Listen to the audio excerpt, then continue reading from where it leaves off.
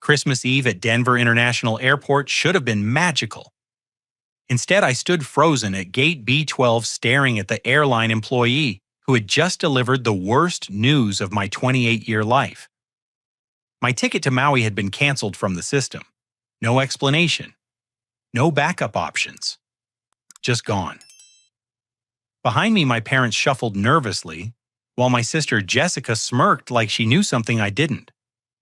Her boyfriend Tyler avoided eye contact completely. The boarding announcement echoed through the terminal as my family grabbed their carry-ons without hesitation. Mom gave me a quick shoulder pat and said they'd figure it out later. Jessica's parting shot cut deepest as she walked away without looking back. The gate area emptied as passengers disappeared down the jetway.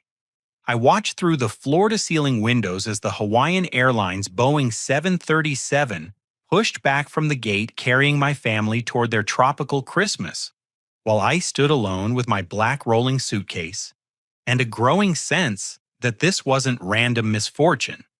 Something felt wrong about the whole situation. Jessica's knowing smile, Tyler's nervous energy. The way my parents seemed more relieved than surprised when the gate agent announced my cancellation. Instead of wallowing in self-pity, I decided to dig deeper into what had actually happened. The gate agent, a tired-looking woman named Patricia, had already moved on to cleaning up paperwork from the boarding process. I approached her counter with determination rather than desperation. "Excuse me, Patricia. I need to understand exactly how my reservation disappeared from your system."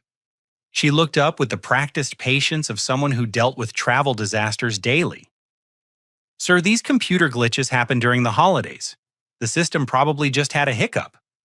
A hiccup that affected only one passenger out of 267 that seems statistically impossible."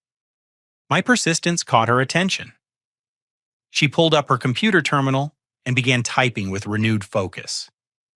Her expression shifted from polite dismissal to genuine concern as she scrolled through screens of data.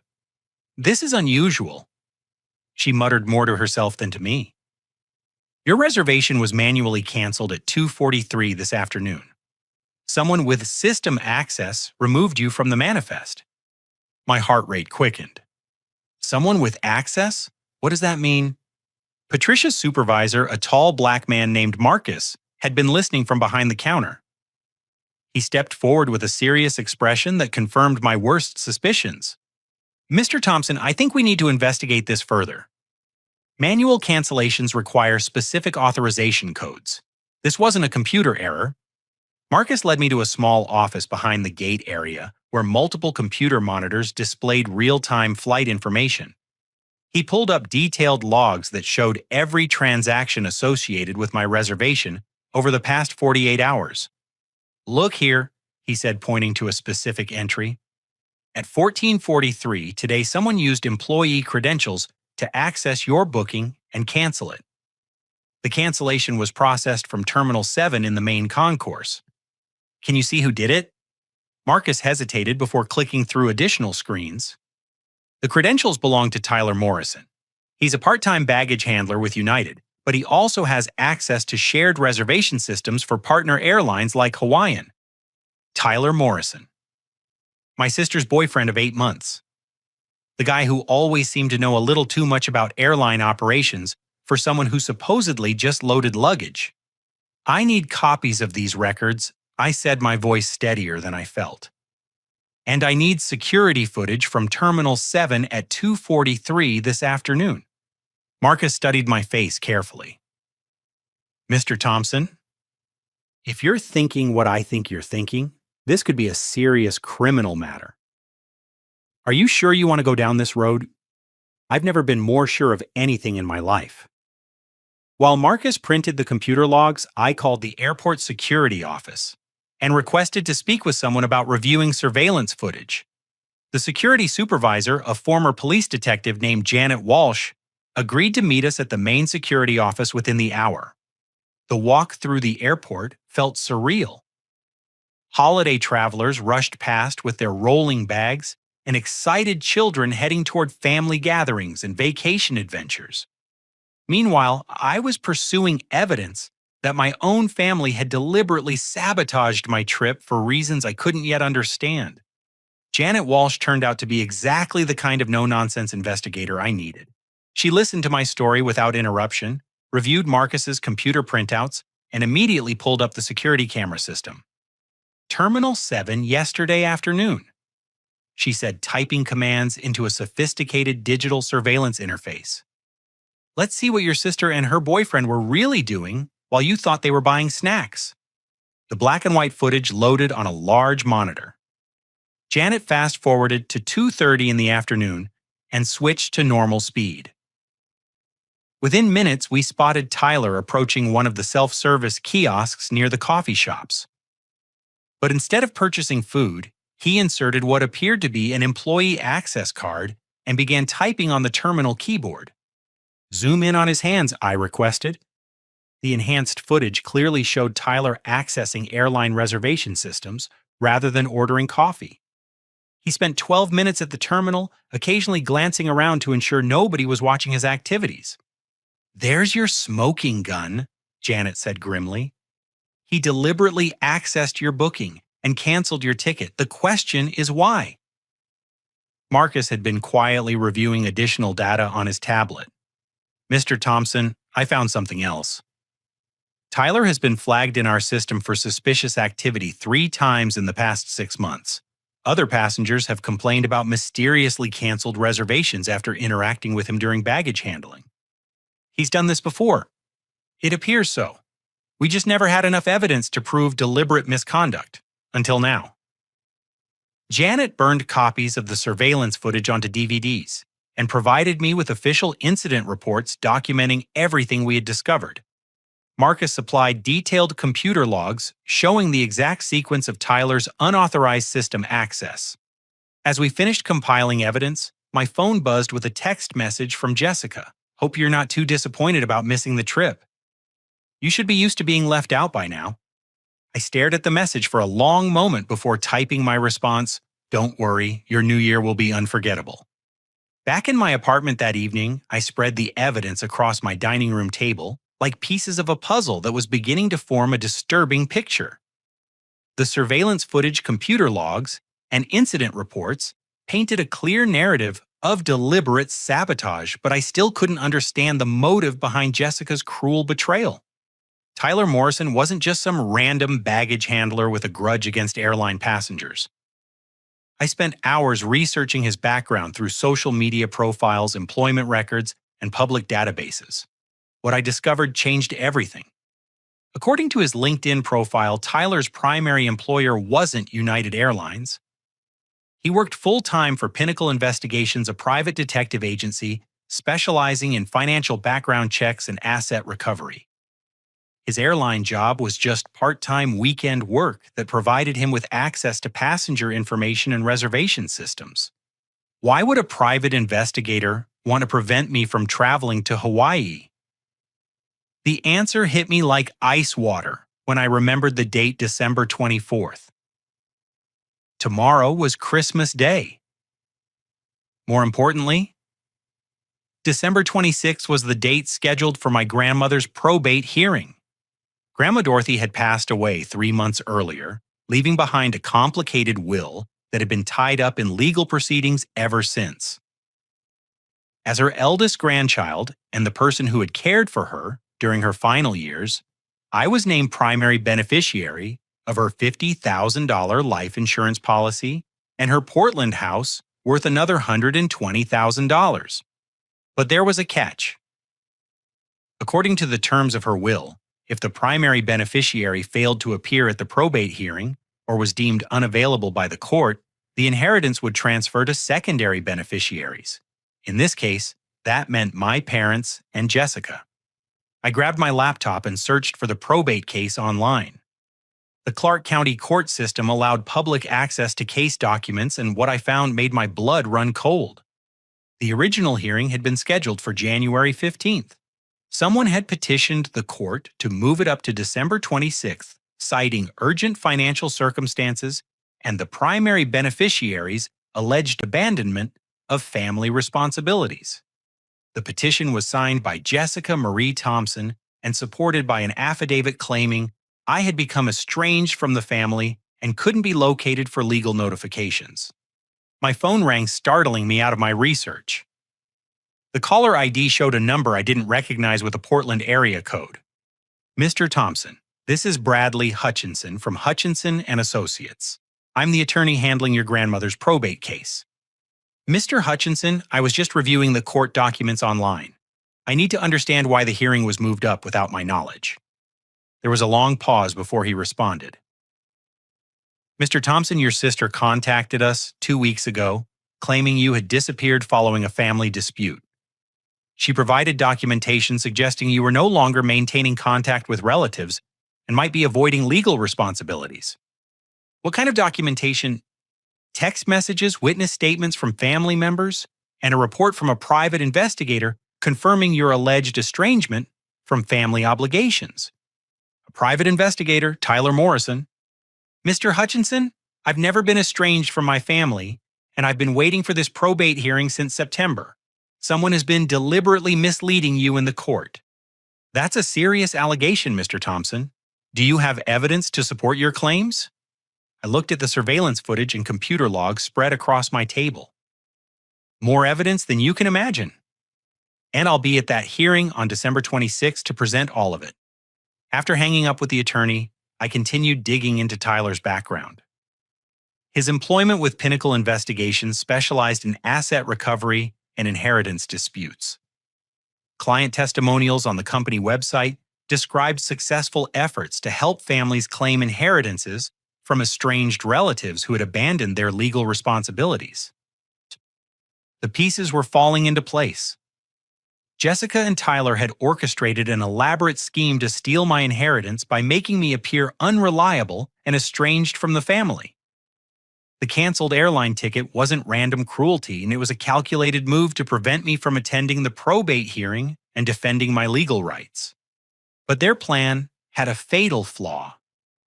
They assumed I would accept defeat and disappear quietly, just like I had always done during childhood conflicts.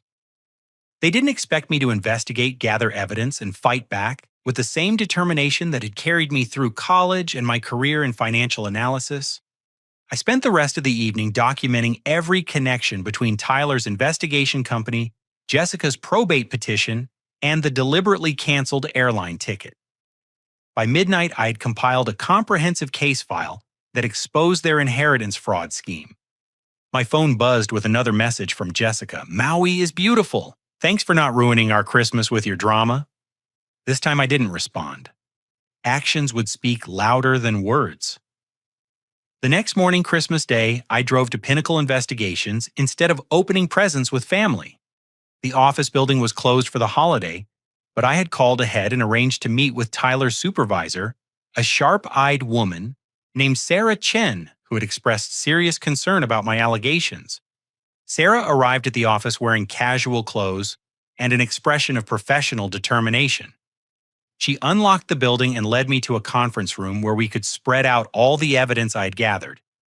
Mr. Thompson, what you're describing represents a serious breach of our company's ethical standards and potentially criminal behavior by one of our employees, she said after reviewing the surveillance footage and computer logs. Tyler Morrison has been using his position at your company and his airline access to manipulate inheritance cases for personal gain. Sarah pulled out Tyler's employment file and began cross-referencing dates with my timeline. This explains some irregularities we've noticed in his recent case reports. He's been working inheritance disputes that weren't assigned through our normal client intake process, meaning he's been freelancing. Worse than that, he's been manufacturing inheritance disputes for cases that don't exist, then manipulating the outcomes for personal profit. Sarah showed me internal company emails where Tyler had submitted expense reports for surveillance work on inheritance cases that had no corresponding client contracts. He had been billing the company for investigative work while actually helping his girlfriend steal inheritance money from her own brother. We've been investigating Tyler for the past month, Sarah continued. He's been using company resources for unauthorized personal investigations, But we couldn't prove misconduct until now. What kind of unauthorized investigations? Sarah pulled up additional files on her laptop. Background checks on airline passengers, financial research, on families going through probate proceedings, surveillance reports on people who never requested our services. He's been running his own side business using our equipment and credentials. The scope of Tyler's fraud operation was staggering. He had identified dozens of inheritance cases through his airline access, then used his investigation company resources to manipulate probate proceedings in favor of secondary beneficiaries who would pay him for his services. "I want to help you stop him," Sarah said firmly. "But I need your cooperation in documenting everything properly for law enforcement." We spent the next 3 hours developing a comprehensive strategy to expose Tyler's fraud network while gathering additional evidence for criminal prosecution. Sarah provided access to Tyler's work computer email accounts and client files that revealed the full extent of his illegal activities. "Look at this," Sarah said, pulling up Tyler's email correspondence with Jessica. "They've been planning your inheritance theft for 2 months. The email chain showed detailed discussions about manipulating the probate hearing date, creating false documentation of family estrangement, and using Tyler's airline access to prevent me from attending court proceedings." Jessica had promised Tyler $25,000 from the inheritance money in exchange for his investigative services. "They're treating my grandmother's death like a business opportunity," I said, fighting back anger. "And they've done it before. Look at these other cases." Sarah showed me similar email chains involving other families, other inheritance disputes, other canceled airline tickets that prevented primary beneficiaries from attending probate hearings. Tyler and Jessica had refined their scheme through multiple successful thefts. How many people have they stolen from? Based on these records, at least 12 families over the past 18 months. Total theft amount exceeds $400,000. Sarah and I developed a plan to gather additional evidence, while Tyler and Jessica remained in Hawaii, unaware that their fraud scheme was unraveling back home.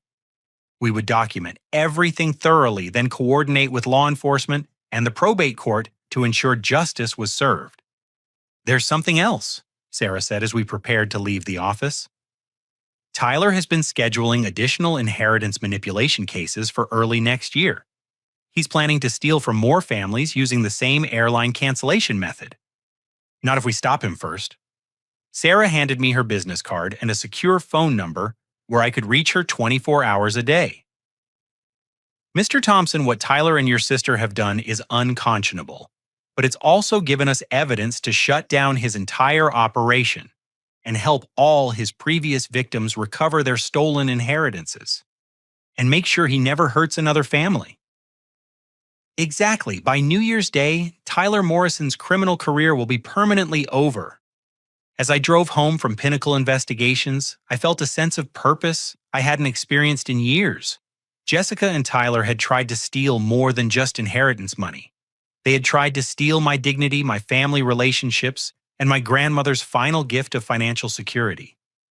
But their greed had made them careless, and their carelessness would become their downfall. My phone buzzed with a text from my mother. "Missing you on Christmas morning. Hope you can join us next year." I stared at the message for a long time before deleting it without responding. Some relationships couldn't be salvaged with simple apologies. Trust once broken through deliberate betrayal required consistent actions over time to rebuild. But first, justice had to be served. December 26th arrived gray and cold, perfect weather for a probate hearing that would determine whether justice prevailed over fraud.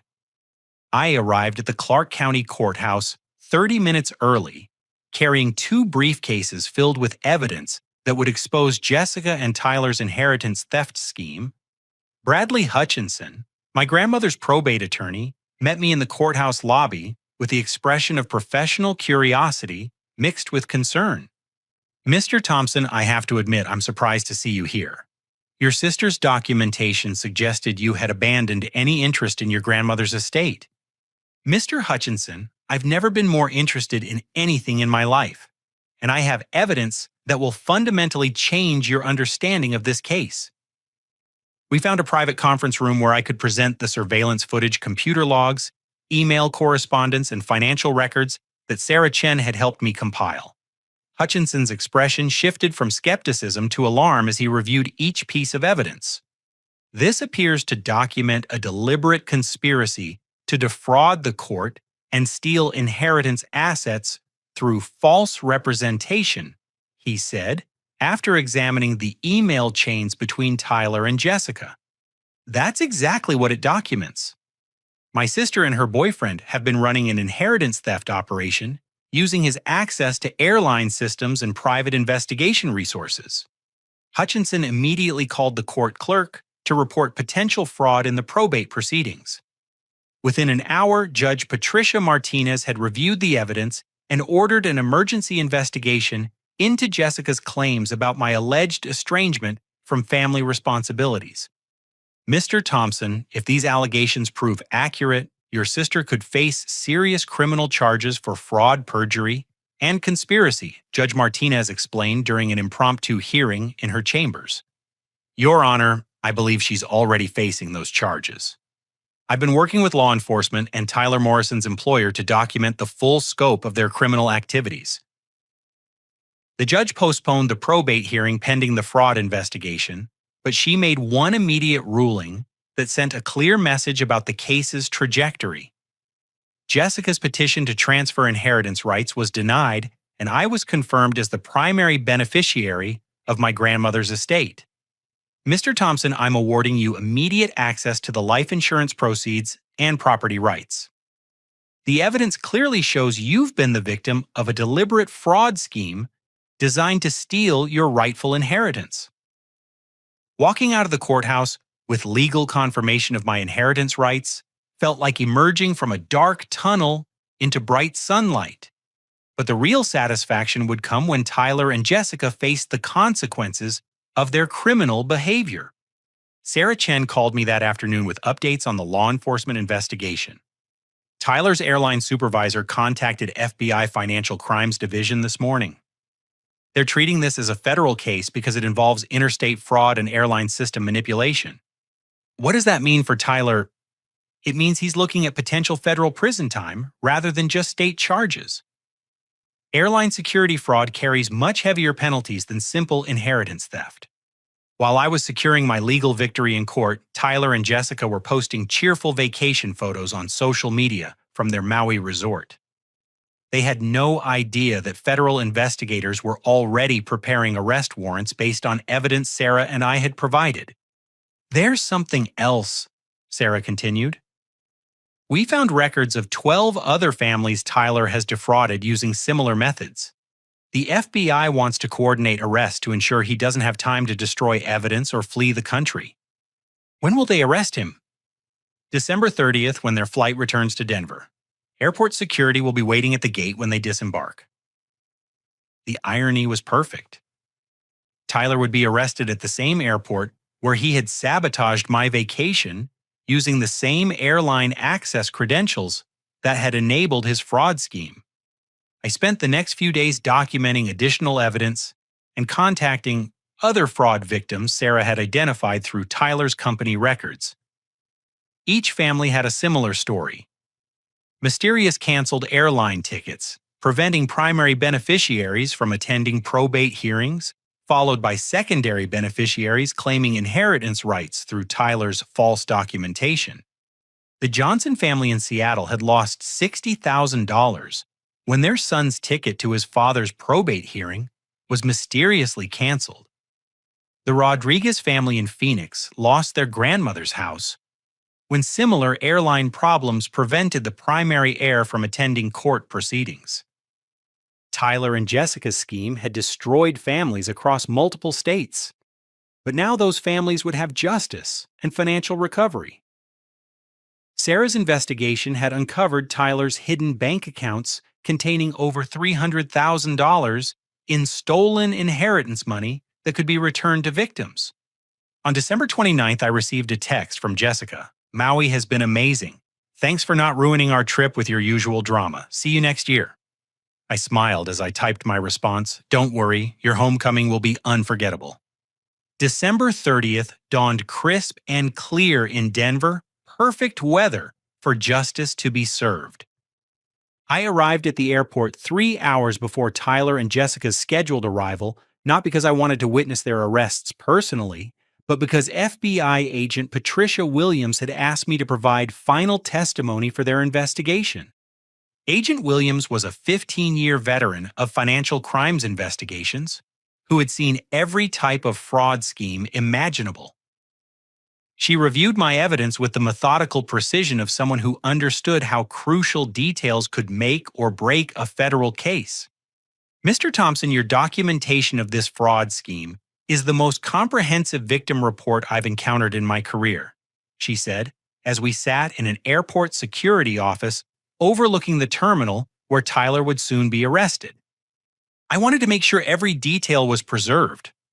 Too many families have been hurt by this scheme. Thanks to your investigation, we've identified 43 separate fraud incidents involving Tyler Morrison and your sister over the past 2 years. The total theft amount exceeds $800,000. 43 families. I sat in stunned silence as Agent Williams explained the scope of Tyler and Jessica's criminal enterprise. They had perfected their inheritance theft method through dozens of successful frauds before targeting my grandmother's estate. How did they find so many victims? Tyler had access to passenger information through his airline job. He would identify families traveling for funerals or probate hearings, then research their inheritance situations through his investigation company resources. If he found valuable estates with complex beneficiary arrangements, he would manipulate the proceedings through ticket cancellations and false documentation. Agent Williams showed me files on other victims' elderly estates worth millions of dollars, family businesses transferred to undeserving relatives' life insurance policies stolen through forged documentation. Tyler and Jessica had turned family tragedy into personal profit with cold, calculated efficiency. What will happen to them? Tyler faces federal charges for fraud, identity theft, conspiracy, and computer crimes. Combined sentence could be 15 to 20 years in federal prison. Your sister faces state charges for fraud and conspiracy, probably 3 to 5 years, depending on her level of cooperation. At 2:15 in the afternoon, Hawaiian Airlines Flight 842 touched down at Gate B12, the same gate where my nightmare had begun 1 week earlier. Agent Williams and I watched through security monitors as passengers deplaned, chatting happily about their tropical vacation experiences. Tyler emerged from the jetway first, pulling a bright blue rolling suitcase and wearing a Hawaiian shirt that looked ridiculous in December Colorado weather. Jessica followed behind him, laughing at something on her phone and completely oblivious to the federal agents waiting just beyond the security checkpoint. They made it exactly 12 steps into the terminal before Agent Williams and her team surrounded them with badges and handcuffs. Tyler Morrison, you're under arrest for federal fraud charges. Jessica Thompson, you're under arrest for conspiracy and fraud. The transformation was immediate and dramatic. Tyler's confident vacation swagger evaporated as he realized his criminal career was over. Jessica's cheerful laughter turned to shocked silence as airport security cleared other passengers away from the arrest scene. You have the right to remain silent. Anything you say can and will be used against you in a court of law. I watched from the security office as Tyler and Jessica were processed, photographed, and led away in handcuffs. Other passengers stared in confusion at the sudden law enforcement activity, but I felt only a deep sense of satisfaction that justice was finally being served. Agent Williams handed me official documentation confirming that Tyler's hidden assets would be frozen pending restitution to fraud victims. Mr. Thompson, you should know that your investigation has given us the evidence needed to recover stolen money for dozens of families. Your grandmother would be proud of how you fought for justice. My phone started buzzing with frantic calls from my parents, who had just learned about Jessica's arrest through local news coverage. I ignored the calls for now. There would be time for family conversations later, after the legal proceedings were complete. and the full scope of Jessica and Tyler's crimes became public knowledge. That evening, local news stations ran stories about the inheritance fraud ring bust at Denver International Airport. Tyler's private investigation company issued a public statement condemning his criminal actions and announcing full cooperation with federal investigators. Sarah Chen called me with additional updates on the case. Tyler's attorney is already discussing plea bargain options with prosecutors. He's looking at overwhelming evidence and serious federal charges, so cooperation might be his only hope for reduced sentencing. What about Jessica? She's maintaining innocence and claiming she didn't understand the legal implications of Tyler's fraud scheme, but her email correspondence clearly shows active participation in planning and executing the inheritance thefts. Will that help or hurt her case? It depends on whether she accepts responsibility and provides honest cooperation with the investigation. The prosecutors are more interested in recovering stolen assets for victims than maximizing prison sentences. As I prepared for bed that night, I reflected on how dramatically my life had changed in 1 week. 7 days ago, I had been the abandoned family member left behind at an airport, while others enjoyed a vacation I couldn't afford. Tonight, I was the primary witness in a federal fraud investigation that would provide justice for dozens of families and recovery of hundreds of thousands of dollars in stolen inheritance money. My phone buzzed with a text from an unknown number. "Thank you for fighting back. Tyler stole our father's inheritance 2 years ago, and we thought we'd never see justice. You've given our family hope again." The Morrison family, no relation. I stared at that message for a long time before falling asleep, knowing that tomorrow would bring new challenges as the legal process continued, but confident that justice would ultimately prevail.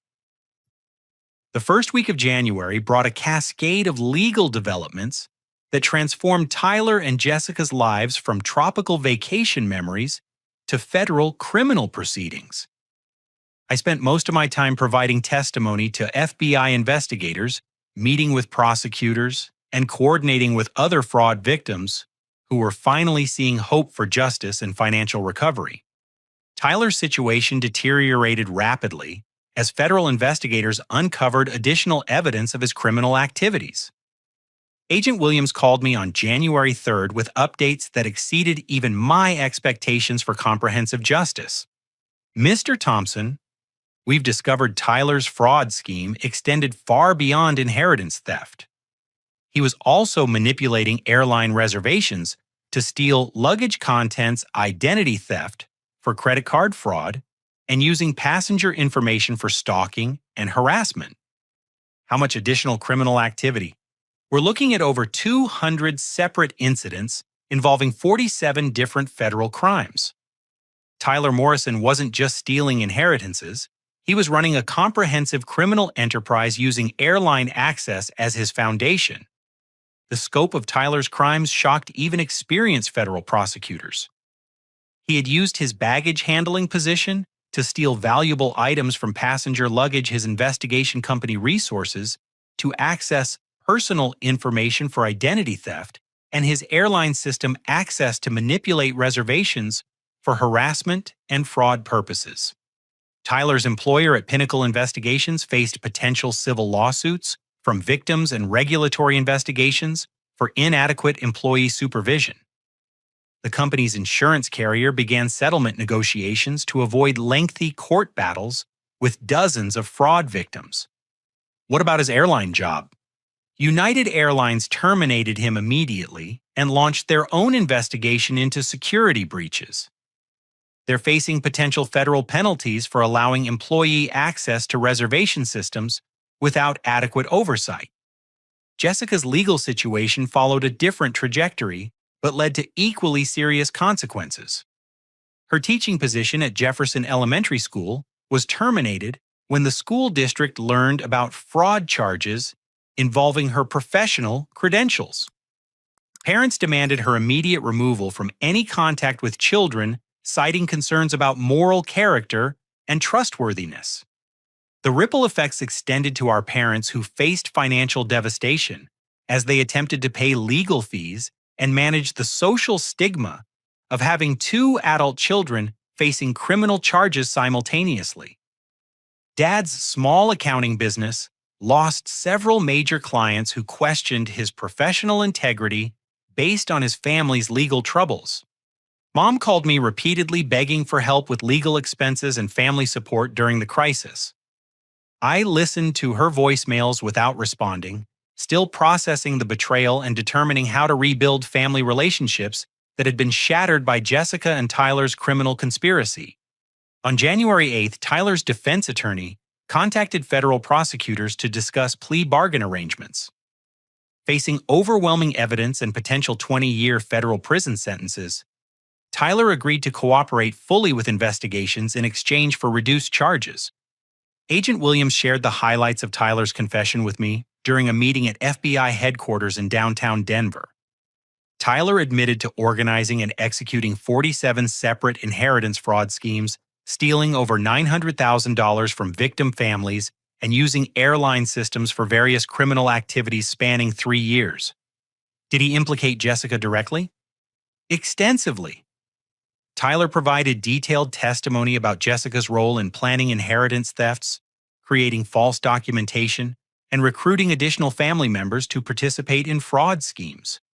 Tyler's cooperation revealed that Jessica had been far more involved in the criminal enterprise than she initially claimed. She had researched potential victims through social media and public records, helped create false documentation about family estrangements, and actively recruited other relatives to participate in inheritance theft schemes. Your sister wasn't just Tyler's girlfriend who got caught up in his criminal activities, Agent Williams explained. She was a full partner in developing and executing the fraud operations. Jessica's defense strategy collapsed when prosecutors presented Tyler's detailed testimony about her active leadership in the criminal conspiracy.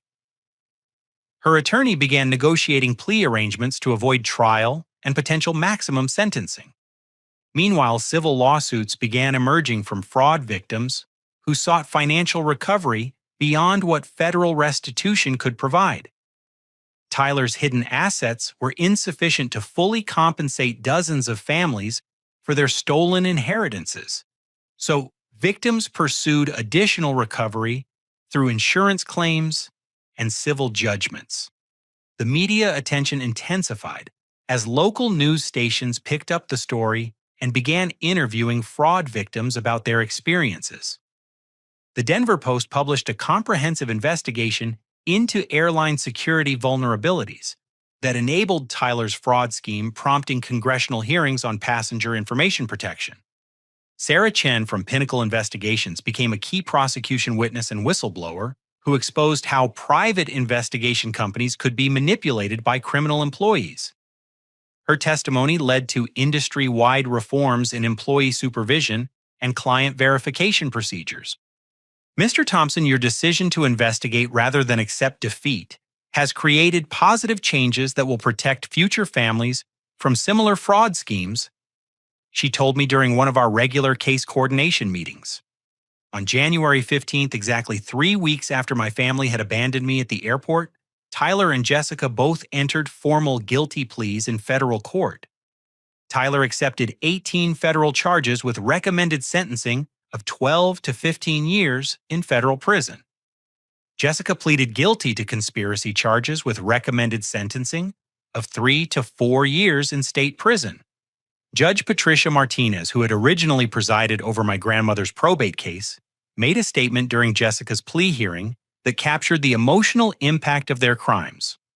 Ms. Thompson, you and Mr. Morrison didn't just steal money from inheritance beneficiaries.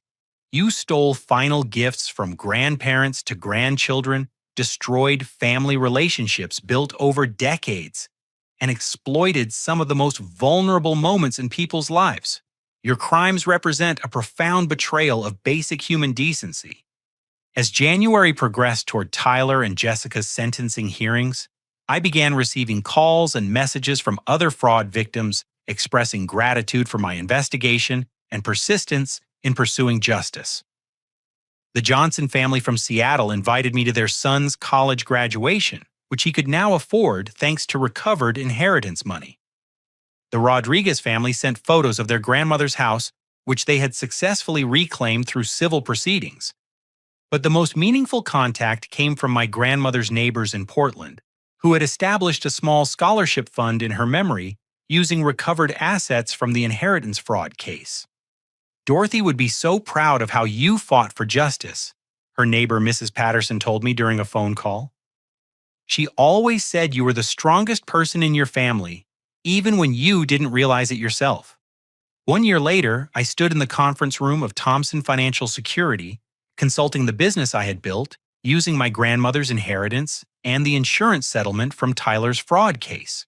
Through the floor-to-ceiling windows, I could see downtown Denver, stretching toward the mountains, a view that reminded me daily of how far I had traveled from that abandoned airport gate where my new life had truly begun. Sarah Chen, now my business partner and fiancée, was reviewing case files from our latest client consultation. We had helped 43 families over the past 12 months avoid inheritance fraud, identity theft, and financial manipulation schemes similar to what Tyler and Jessica had perpetrated. "The Williams family case looks straightforward," Sarah said, closing a thick folder. "Classic inheritance manipulation attempt using airline access and false documentation. We should be able to shut it down within a week." Our business model was simple, but effective. We provided comprehensive financial security consulting for families dealing with inheritance proceedings, probate disputes, and potential fraud schemes. Sarah's investigation expertise, combined with my financial analysis background, allowed us to identify and prevent fraud attempts before they could steal family assets. That makes 44 families we've helped this year. I said, updating our client database. 44 families who won't experience what I went through. The doorbell chimed as our afternoon appointment arrived. Janet Morrison, a widow from Colorado Springs whose husband's inheritance was being threatened by suspicious probate manipulation, looked exactly like I had felt 1 year ago, confused, betrayed, and desperate for someone to believe her story. "Mrs. Morrison, please sit down. Tell us what's been happening with your husband's estate." Her story was painfully familiar. Adult children claiming their father had become estranged from his wife, mysterious canceled travel arrangements preventing her from attending probate hearings, private investigators providing false documentation about family relationships. The same scheme Tyler had perfected now being executed by copycat criminals who had learned from news coverage of his methods. "Mrs. Morrison, you're dealing with attempted inheritance fraud using methods we know very well," Sarah explained gently. "The good news is that we can stop this scheme and protect your husband's final wishes." While Sarah gathered details about the fraud attempt, I reflected on how dramatically my life had changed since that Christmas Eve at Denver International Airport. Tyler Morrison was serving 14 years in federal prison after his cooperation had helped prosecute 6 other inheritance fraud rings across multiple states. His testimony had led to recovery of over $2 million in stolen assets for fraud victims. Jessica had served 8 months in county jail before being released to supervised probation with requirements for community service and victim restitution payments. Her teaching career was permanently over, but she had found work as a financial literacy instructor for troubled youth, helping teenagers understand the consequences of fraud and financial crimes. Our parents had slowly begun rebuilding their lives after the social and financial devastation of their children's criminal charges. Dad's accounting business had recovered most of its lost clients through consistent, honest service and community involvement. Mom had started volunteering with crime victim support organizations, finding purpose in helping other families navigate legal proceedings and emotional recovery. The most significant transformation had been in our family relationships. Jessica and I met monthly for supervised conversations where she worked to understand the impact of her choices, and I practiced forgiveness without forgetting the lessons learned through betrayal. Trust was being rebuilt slowly through consistent actions rather than empty apologies. "I still can't believe I let Tyler convince me that stealing from you was justified," Jessica had said during our most recent meeting. "I was so jealous of your relationship with Grandma Dorothy and so desperate to please Tyler that I convinced myself you didn't deserve the inheritance. Jessica, the inheritance was never really about money. It was about Grandma Dorothy's final expression of love and trust. When you tried to steal it, you were stealing her last gift to me. I understand that now, and I understand why it took you so long to forgive me. Our parents had attended family therapy sessions for 6 months, learning to acknowledge their role in enabling Jessica's entitled behavior and their failure to support me during the crisis. Dad had written me a long letter, accepting responsibility for immediately believing Jessica's lies about my alleged family estrangement. Son, I should have called you directly when Jessica claimed you had abandoned the family. I should have investigated before accepting her story. I failed you when you needed support most, and I'm committed to earning back your trust through my actions. Mom's transformation had been more dramatic. She had always favored Jessica's outgoing personality over my quieter nature. But the criminal proceedings had forced her to confront how her favoritism had contributed to Jessica's sense of entitlement and willingness to harm family members for personal gain. Garrett, I spent your entire childhood making excuses for Jessica's behavior instead of teaching her accountability, Mom had said during one particularly difficult family therapy session. I created the monster that almost destroyed our family. Those conversations had been painful but necessary for rebuilding family relationships based on honesty rather than enabling dysfunction. Jessica was learning accountability through consequences and community service. Our parents were learning to treat their adult children fairly rather than playing favorites. I was learning to forgive without forgetting the importance of boundaries and self-protection. The business Sarah and I had built together represented more than just professional success. It was tangible proof that betrayal could be transformed into purpose, that personal pain could become protection for others facing similar threats. Mrs. Morrison, we're going to help you protect your husband's inheritance and expose the people who are trying to steal it, Sarah concluded after reviewing the widow's documentation. You deserve justice, and you're going to get it. As Mrs. Morrison left our office with renewed hope and a comprehensive plan for fighting the fraud attempt, I thought about all the families we had helped over the past year. Inheritance theft was more common than most people realized, but it was also preventable when families had access to proper information and professional support. That evening, Sarah and I attended the annual Crime Victims' Rights Dinner, where I had been asked to speak about transforming personal trauma into community service. The ballroom was filled with people who had survived various crimes and chosen to help other victims rather than remain trapped by their painful experiences. Ladies and gentlemen, 1 year ago, I was abandoned at an airport by family members who had conspired to steal my inheritance. Tonight, I'm engaged to an amazing woman who helped me find justice running a business that protects other families from similar fraud and rebuilding family relationships based on accountability rather than enabling.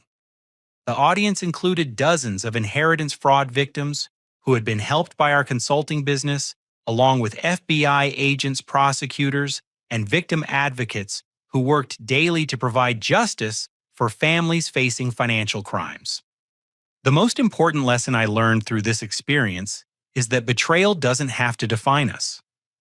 We can choose to become bitter and isolated, or we can choose to transform our pain into purpose and our experience into protection for others. After my speech, a young woman approached me with tears in her eyes. Mr. Thompson, my grandfather's inheritance was stolen through airline ticket manipulation 2 years ago. We thought we had no options for justice until we heard about your case. Your investigation helped us recover $60,000 and send the criminals to prison. Stories like that reminded me why the painful journey from airport abandonment to business success had been worthwhile. Every family we helped, every fraud scheme we prevented, every criminal we helped prosecute represented validation that choosing justice over victimhood had been the right path. As Sarah and I drove home that night, she reached over and squeezed my hand. Garrett, I'm proud of how you've transformed the worst experience of your life into something that helps so many people. I couldn't have done it without you. Your investigation skills and moral courage made justice possible. And your refusal to accept defeat made everything else possible. Tyler and Jessica expected you to disappear quietly. Instead, you fought back and won. The next morning brought news that Tyler's appeal of his federal sentence had been denied, confirming that he would serve the full 14 years without possibility of early release. His victims had finally received complete justice along with financial recovery. Jessica sent me a text message that afternoon. Garrett, I saw the news about Tyler's appeal. I know you're probably happy that he's getting the full sentence. I just want you to know that I'm grateful you fought for justice instead of revenge. Your investigation helped me understand the difference between accountability and punishment. I stared at her message for a long time before responding. Jessica, justice was never about revenge. It was about protecting other families from experiencing what we went through. I'm proud that you're learning accountability and using your experience to help other young people avoid similar mistakes. As I write this story, it's been exactly 18 months since my family abandoned me at Denver International Airport. Thompson Financial Security Consulting has helped 87 families avoid inheritance fraud, identity theft, and financial manipulation. Sarah and I are planning our wedding for next fall with my parents, and Jessica all invited as family members who have earned their places through consistent changed behavior. The inheritance money that Tyler and Jessica tried to steal has been used to build a business that protects other families while providing Sarah and me with meaningful careers and financial security. My grandmother's final gift wasn't just money. It was the opportunity to discover my own strength and create positive change from personal trauma.